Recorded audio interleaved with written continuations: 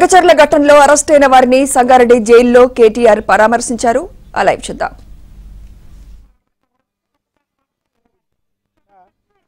ప్రభుత్వం వైఫల్యంతోని సరైన పోలీసు రక్షణ కానీ లేకపోతే అధికారులను మెప్పించడంలో కానీ అక్కడ ప్రజల్ని మెప్పించడంలో అధికారులు కానీ ముఖ్యమంత్రి గారు వైఫల్యం చెందిరు. అది రేవంత్ రెడ్డి గారికి చాలా సిగ్గు చేటు. మీకు సిగ్గు అనిపించట్లేదా అని నేను ప్రశ్నిస్తూ ఉన్నాను.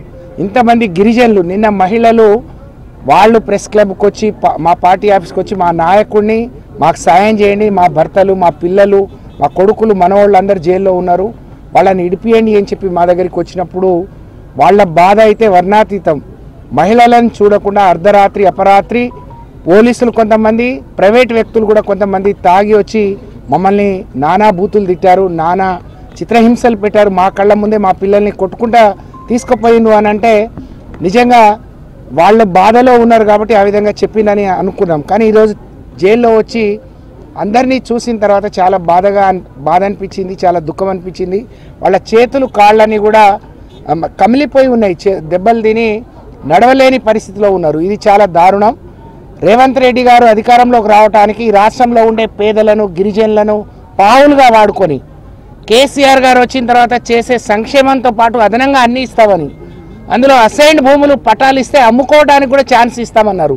కానీ అనేక ఏళ్లుగా వాళ్ళ సొంత పట్టా భూములతో పాటు అక్కడ అసైన్డ్ భూములు కూడా ఉంటే వాటిని దౌర్జన్యంగా వాళ్ళు గుంజుకొని వాళ్ళ సొంత ప్రయోజనాల కోసం అనేక ఏళ్లుగా మా తాతలు తండ్రులు మేమందరం వాటినే నమ్ముకొని ఉన్నాం.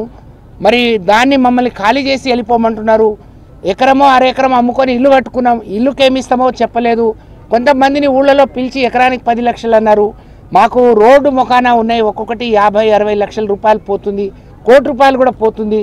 అలాగే ఎక్కడో ఉద్యోగం ఇస్తా అన్నారు. మేము పని చేసుకొని కూలీ నాలి చేసుకునే వాళ్ళు నెలకు 20-25 వేలు సంపాదిస్తున్నాం. ఆ ఉద్యోగాలు కూడా ఎక్కడో టెంపరీ ఉద్యోగాలు ఇస్తా అన్నారు. మేము ఒప్పుకోలేదు. అలాంటిది మమ్మల్ని ఇంత దారుణంగా మా భూముల మీద మా ఇండ్ల మీద మాకు హక్కు లేకుండా మమ్మల్ని బందిపోటులాగా మరి మమ్మల్ని ఈ విధంగా చిత్రహింసలు పెట్టడం దారుణం అని చెప్పి మా నాయకుడి కాళ్ళ మీద పడి బోర్నా అని వాళ్ళు విలపిస్తుంటే నిజంగా చాలా దుఃఖం అనిపించింది, బాధ అనిపించింది. నేను మా మీడియా సోదరుల ద్వారా ఈ రాష్ట్రంలో ఉండే గిరిజనులందరికీ పిలుపునిస్తా ఉన్నాను.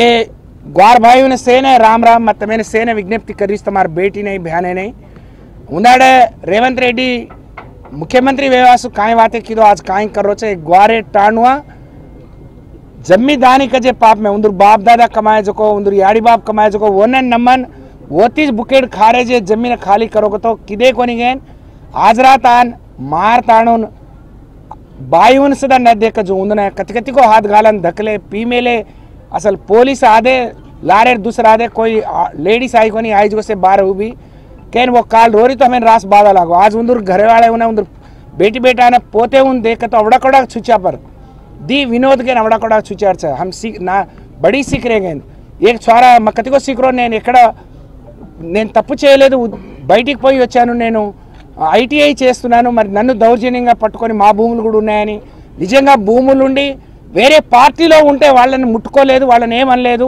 కేవలం మేము బీఆర్ఎస్ పార్టీలో ఉన్నామనే బాధతోని మమ్మల్ని ఫోటోలో లేకున్నా మమ్మల్ని ఉన్న వాళ్ళని తొలగించి మమ్మల్ని మా పేర్లు పెట్టి మమ్మల్ని కొట్టిను అని చెప్పి మేము జీవితంలో బయటికి వస్తామా మేము అందరినీ చూడగలుగుతామా అని చెప్పి వాళ్ళు నిజంగా వాళ్ళ ఆవేదన చాలా వర్ణాతీతం చాలా బాధాకరం అందుకనే ग्वारे समाज में मसे ने विज्ञप्ति कर रही छूँ आज ग्वारे ने कापाड़ा ने आचो को बल्ला को काय को करेर छोड़ देन उंदूर मुंडे नहीं रजे उंदूर पेटे नहीं रजे को आज अनेन सदा कोसलेन आज दौर्जन्य कर रहे जे लगचेरलार ग्वारे उन्हें सेने अपन ग्वार जाति से अंडगा रणो मदद तेलपणो गए हम से टाणुआ जान से